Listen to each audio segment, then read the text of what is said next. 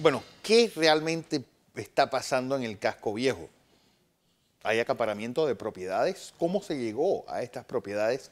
Conmigo está la abogada Fanny Cruz. Ella realizó una investigación sobre el casco viejo. Fanny, y yo creo que vamos primero con el antecedente. ¿Por qué entraste en este mundo del casco antiguo?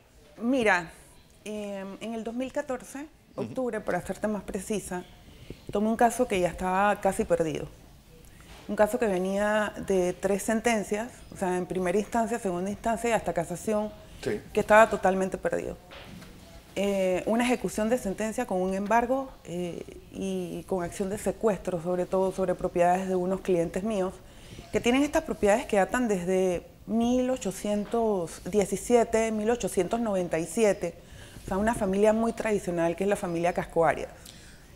Esta sentencia me hace a mí empezar a investigar que sobre estas 7 propiedades había algo que estaba más allá. Pero si yo tengo 7 propiedades, ¿en base a qué me las quitan? Pues digamos que dentro de un proceso, había un proceso penal que estaba previo y luego se constituyó en un proceso civil donde se da una sentencia, ¿okay? Una sentencia que supuestamente por daños y perjuicios, una reconvención se sube a $560.000. La contraparte solicita la ejecución de la sentencia sobre estas propiedades que en realidad eran, en un principio eran casi 17 propiedades y fueron reduciéndose hasta quedar en 9 y hoy 7 propiedades. Esta ejecución de sentencia entra para tener estas propiedades. Estamos hablando de propiedades que están pues, dentro de lo que es el casco antiguo y están valoradas, pues comercialmente están bien valoradas.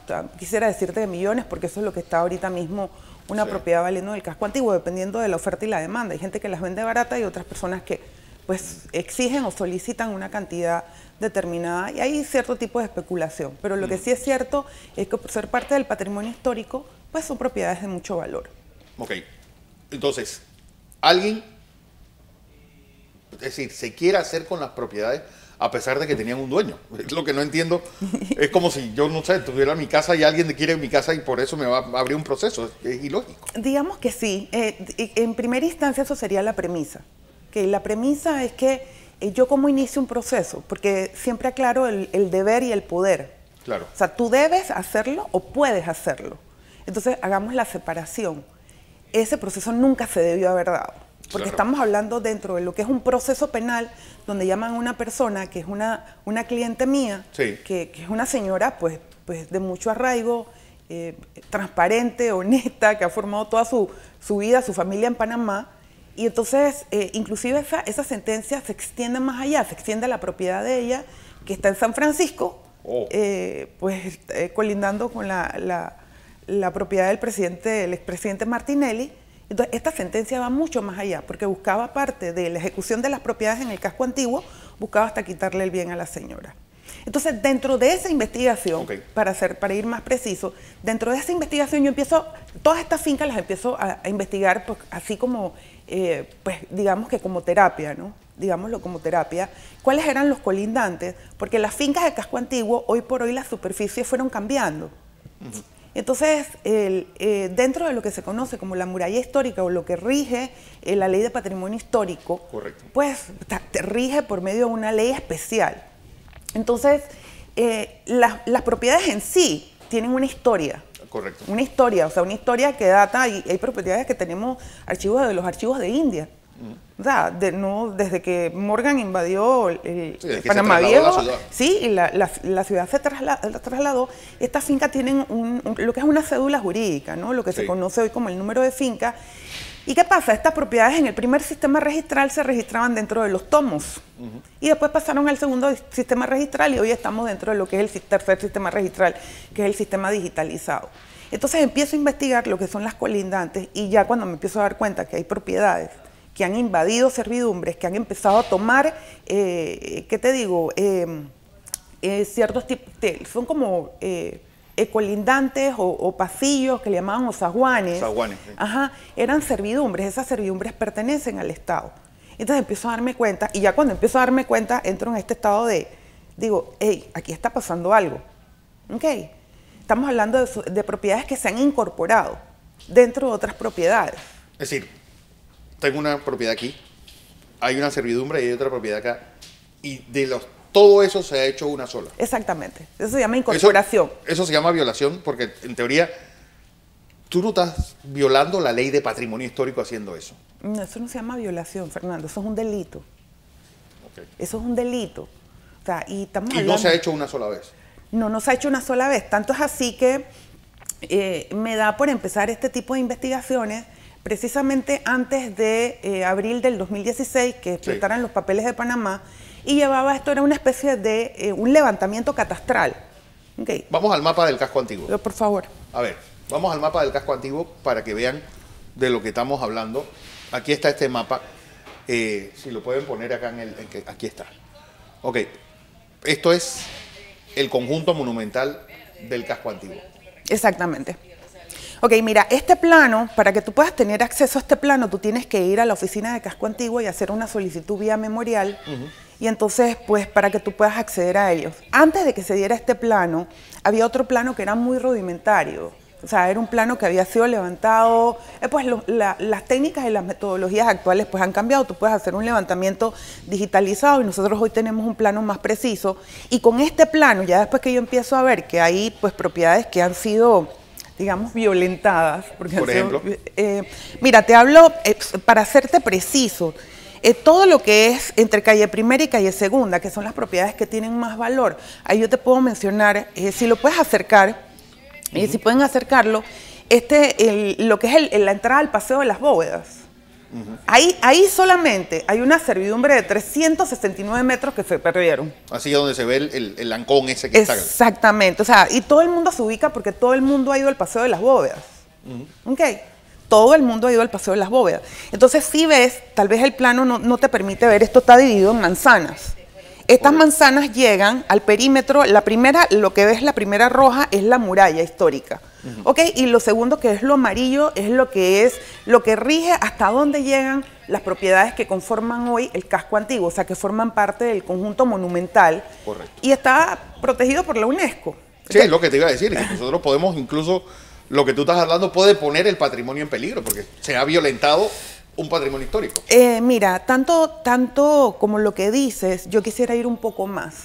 Y tal vez esto sirva para que la UNESCO entre, la Dirección Nacional de Patrimonio Histórico, lo que es el Instituto Nacional de Cultura, y yo llamaría hasta el alcalde. Porque el alcalde está haciendo, dentro del conjunto monumental, está haciendo una labor histórica. O sea, inclusive se está peleando con ciertas personas, que ahora vamos a decir los nombres, que se está peleando con ciertas personas porque simple y sencillamente la gente cree que si esa propiedad está allí, pues esa propiedad es mía. Yo tengo que buscar los instrumentos legales como sea, pero esa propiedad tiene que pasar a formar parte de esto. Entonces vas a encontrar casos pues históricos y que para mí son importantes, y tal vez porque hay procesos que no se deben entrar en el tema mediático. Claro. Pero yo digo que hay procesos que también están tan perdidos que no quisiera entrar a juzgar a ciertos abogados, pero hay abogados que necesitan entrar en el proceso mediático. ¿Por qué? Porque es que ya está perdido en los tribunales. Tenemos un concurso de delitos donde tenemos una gran firma de abogados que están paradas por magistrados de la Corte Suprema de Justicia, por eso es que nadie cree en la justicia. Y tienes jueces que trabajan a favor de este tipo de bufete de abogados. ¿Quién? Pues te voy a ser preciso ahorita. Ajá, entonces, esto es como la pelea de David contra Goliat. Sí. Okay. Con la única diferencia que David pierde en esta... digamos que yo quisiera creer que dentro de todo este tipo de justicia hay un tipo de justicia divina. Porque hoy, después de 4 años, ellos no han podido ejecutar la sentencia. Y no han podido ejecutar la sentencia simple y precisamente porque dentro de los procesos registrales, yo he denunciado que hay inclusive documentos violatorios. Es más, tengo una juez que manda la ejecución de una sentencia sabiendo que ella no podía ejecutar la sentencia porque quien era la titular de la sentencia murió, que era supuestamente la demandante. Es decir, estamos hablando de que alguien desde el más allá denunció a una persona y una juez la dio por aval. Sí, la dio. Entonces yo denuncio a la juez porque la denuncié penalmente, porque hay extralimitación de funciones, y la semana en que la denuncia entra a reparto, que voy a fiscalía y eso lleva al RUE, al Registro Único de Entrada en la Corte de los Juzgados Civiles y Penales, pues el expediente se perdió. El expediente se perdió, que fue la semana en que explota el caso de la taquilla. Cuando yo hago la denuncia al ROE, Sí. resulta ser que esa denuncia cayó en manos del juez penal primero, que ha sido, bueno, que ya no está, que fue tanto señalado por temas de corrupción, por soltar personas que no tenían la capacidad para salir en ese momento. Mi denuncia cayó en ese juzgado. Entonces, yo quiero decirte, ¿no? O sea, ese es el tema de que ahí sí, la justicia tal vez puede ser que no esté funcionando a cabalidad, porque aquí hay muchos intereses. Pero es que, volviendo al casco viejo, tú hablas de patrones de conducta. Sí. De cómo se hace alguien con una propiedad en el casco antiguo. Mira, hay muchas maneras. O sea, estamos hablando que hay familias que vienen de vieja data. O sea, y para serte más preciso, en este caso, la familia que yo represento es la familia Casco Arias. Ajá. Que el doctor Luis Guillermo Casco Arias, que fue abogado, o sea, él hereda de su mamá. Y su mamá hereda de su mamá. Okay. Pero estas propiedades pasaron a dividirse en los propietarios herederos. O sea, si una persona fallecía, podía tener una propiedad hasta 15, 16 propietarios. O sea, hay propiedades que tienen hasta 35, divididos en una tercera parte, una media parte, una cuarta parte, o sea, un porcentaje de esa propiedad. Entonces, ¿qué sucede? Si yo no logro entrar, por ejemplo, digamos, vamos a hacer a números precisos, si yo no logro encontrar a las 10 personas que son la propietaria, yo tengo la vía de la ejecución forzada, o sea, llamo a la división y venta de un bien común. ¿Okay? Divido, voy a un juzgado, la compro y vaya. Le pago a cada uno el porcentaje que yo estimo o que estima el juez o la juez en ese momento. Esa es la primera forma, digamos que es una forma legal. Después tienes la prescripción adquisitiva, familias que han vivido ahí por mucho tiempo. O sea, y el propietario desapareció. No, nadie sabe quién. Nadie sabe, y yo metí una prescripción adquisitiva, me quedé con el bien. Pero tenemos la tercera vía. Tienes procesos de sucesión, que también tengo las pruebas, y esto va a una denuncia penal y va a una demanda por bien oculto. Tengo propiedades en sí, para ponerte específicamente un apellido. La señora Rodríguez, que fue propietaria de la finca en 1915. O sea, hay una sucesión que aparece una Rodríguez, investigado en el registro civil, 100 años después, pues estamos en el 2017, y dice ser familiar de esa persona. Yo no encuentro el nexo jurídico, pero esa persona llama a la sucesión, ella hereda y luego se la vende a la misma firma. Entonces, para ir al grano, esta firma es Galindo Arias y López. Yo sé que esto a mí me pone en una situación desventajosa, porque estamos hablando de un tema de ética, pero es que yo creo que ya la ética no funciona aquí. O sea, no funciona, ¿por qué? Porque si yo tengo dentro de las titulaciones o las ventas que se han hecho dentro del casco antiguo, yo tengo que esta firma de abogados, sociedades, ventas, incorporaciones, préstamos hipotecarios, lo maneja Galindo Arias y López, vamos a decir precisamente el nombre, Ramón Ricardo Arias Porras. O sea, todas las propiedades las está manejando este señor, de las que yo he podido entrar a ver. De lo que hay el patrón que tú dices. El patrón, sí, porque hay muchas sociedades, digamos que hay grupos que históricamente pues llevaban un desarrollo, digamos que un desarrollo humano, que dentro de las normas está Inmobiliaria San Felipe, está Las Ruinas, hay ciertos, digamos que empresas que se han mantenido dentro de las normas. Pero este grupo empieza en el 2002, ¿no? En el 2002, él empieza a hacer sociedades a través de Navegadores del Caribe, con que ella es Christopher Harding, Casa Museo, Heritage, y todas estas propiedades, o sea, estas tres sociedades pasan a formar una gran sociedad que es Conservatorio S.A. Okay, Conservatorio S.A. es la sociedad, como digamos, la sociedad madre que ha empezado a hacer acaparar. Exactamente. Y si ves en el plano que te mostré, o sea, esta gente ha entrado con 4 o 5 sociedades a comprar. Entonces, cuando yo empiezo a ver las compras, me doy cuenta que, bueno, digamos que no es que me doy cuenta. O sea, una propiedad que fue la última vez que tuvo un movimiento registral, fue en 1914, su primer movimiento registral. Después de eso, los 3 sistemas registrales empiezan en el 2010. Eso quiere decirte a ti que durante 90 y tantos de años, Como si eso lo hubieran sacado y lo hubieran puesto ahí. Exactamente, o sea, ponte que es una propiedad que nunca tuvo un movimiento registral. El registro público tiene lo que se llama el tracto registral. El tracto registral es cada movimiento que tú haces.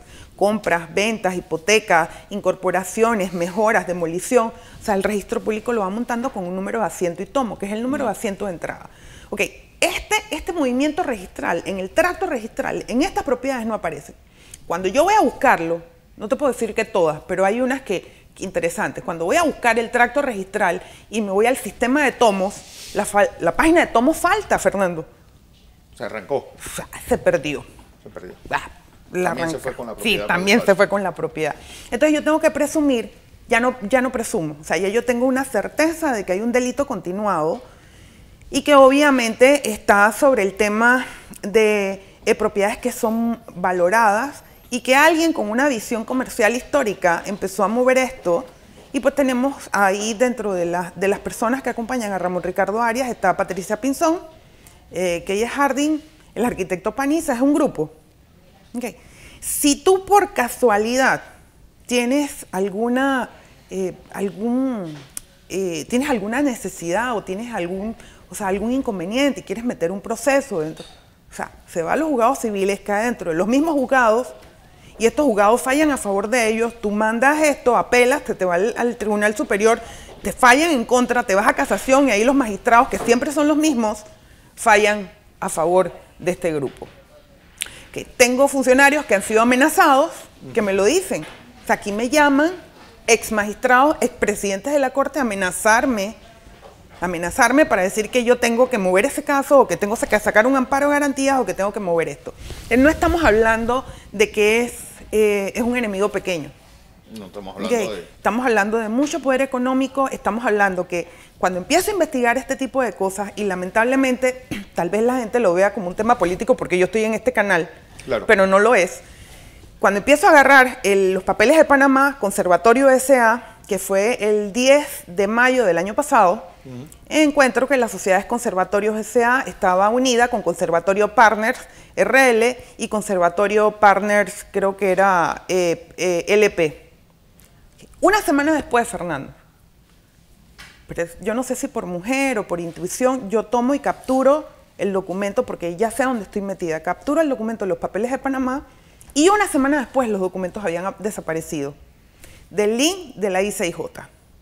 Es decir, la propia ICIJ no existe. No existe. Pero yo tengo la captura de pantalla, que es lo que me da a mí hoy para pensar que si tú no estás haciendo nada malo, tú no tienes por qué desaparecer esto. Ok, bajo la premisa de por qué lo desapareciste, sigo investigando. Ok, y doy con que, por ejemplo, en el caso de Conservatorio RL, después que se dan los papeles de Panamá, ellos cierran la sociedad, hacen un cambio de sociedad y abren otra sociedad. Y esta sociedad, que hoy es Conservatorio Partners, mantiene unos asociados, digamos que dueños de acciones, está Family Bill Trust, y yo me imagino que si me están viendo van a empezar a decir esto es delicado. Tienes al Grupo ASA, que ya sabemos quién es Grupo ASA. Lamentablemente esto tiene que ver con el tema de los motas, por eso es que no quiero que se convierta en un tema político, pero sí es verdad, están allí. Entonces tenemos que, cuando tú tienes este tipo de sociedades abiertas, por ejemplo en el caso Islas Vírgenes, Florida, o sea, los socios de las sociedades, o sea, solo tienes un socio aquí y los otros socios pertenecen a otra jurisdicción, ¿hasta dónde llega el brazo de esta gente? A eso me estoy refiriendo. O sea, estamos hablando de yo no quisiera decirle conspiración porque la palabra sí es como, diría que es improbable. Lo que sí es cierto es que hay una continuación de delitos y que esto pone en relieve que hay personas que son propietarias de estas fincas que simple y sencillamente, si mañana a ti te la quieren quitar, te la quitaron. O sea, ¿por qué? Porque tienes armado los juzgados, la corte. Lo único que se le ha resistido en este momento es el tema del registro público, porque no han podido violentar el sistema registral.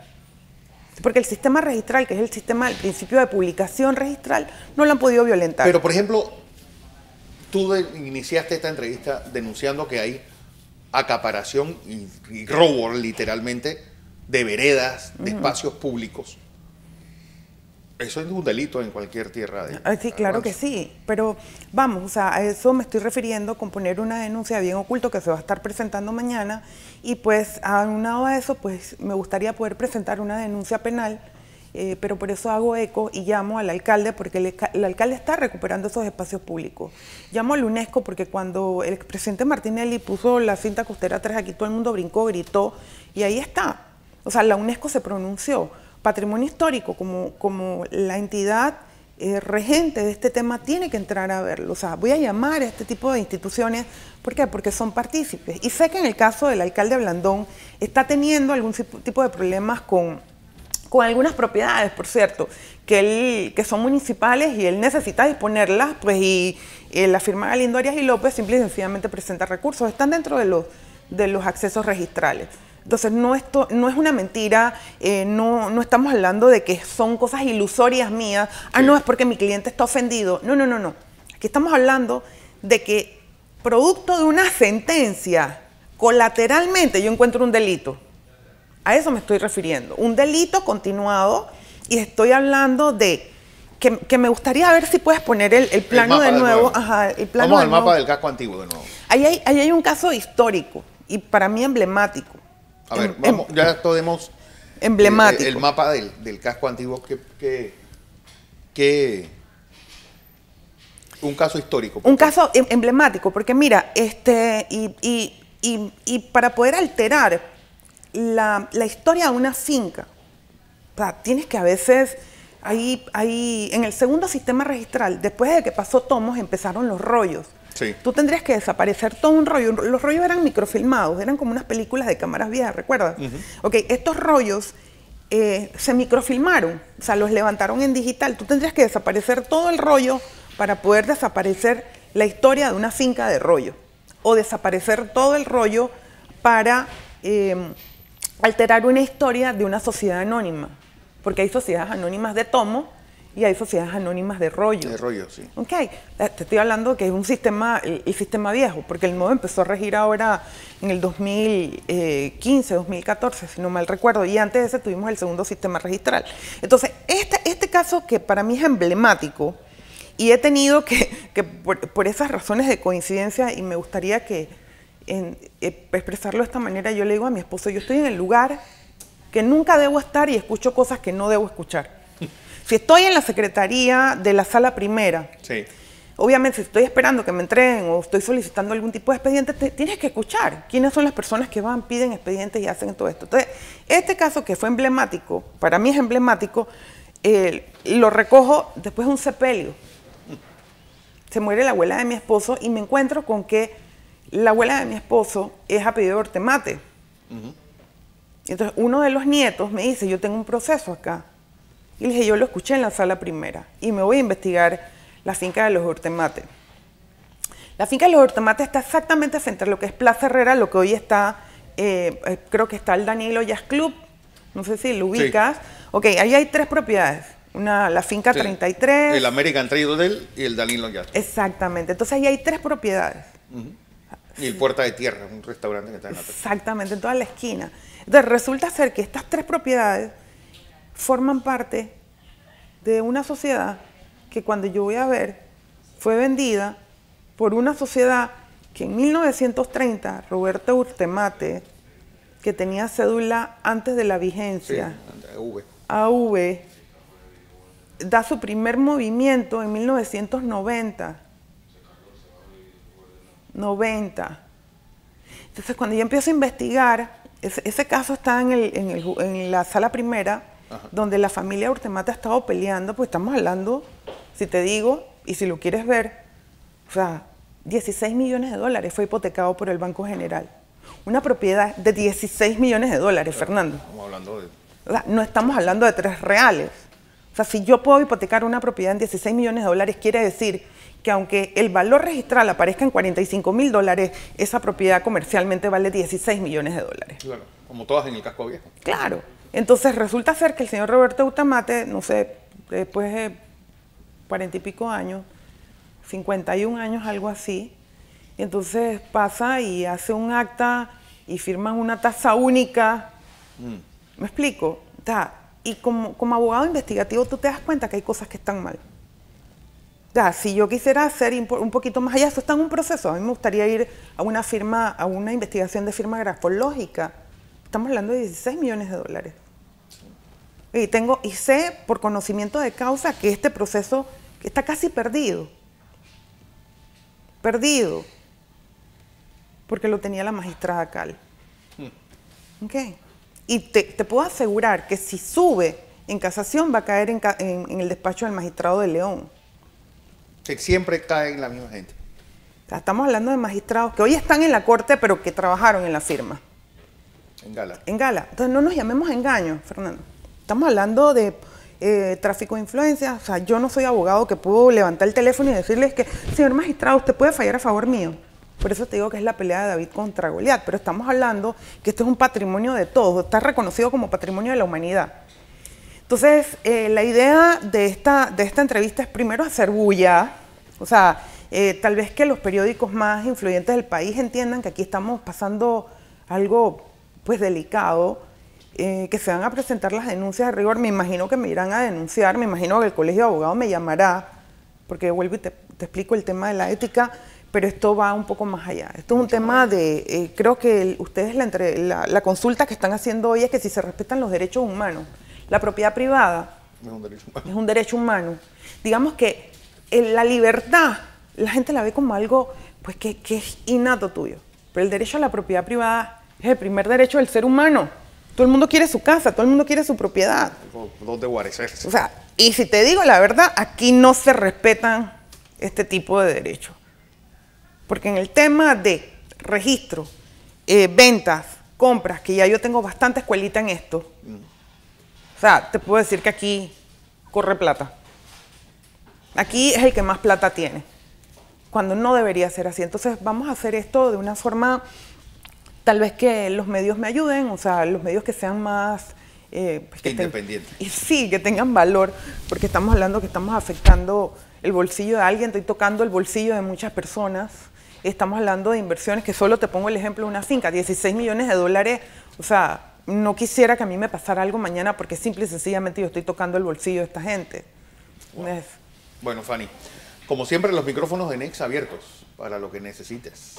Así que yo creo que esto va a dar para mucho y este es el primer paso de una investigación profunda de lo que realmente está pasando en el Casco Viejo, que ha sido una especie de agujero negro para todos los que no tenemos nada que ver con ese área. Así que gracias por esta información que nos estás brindando.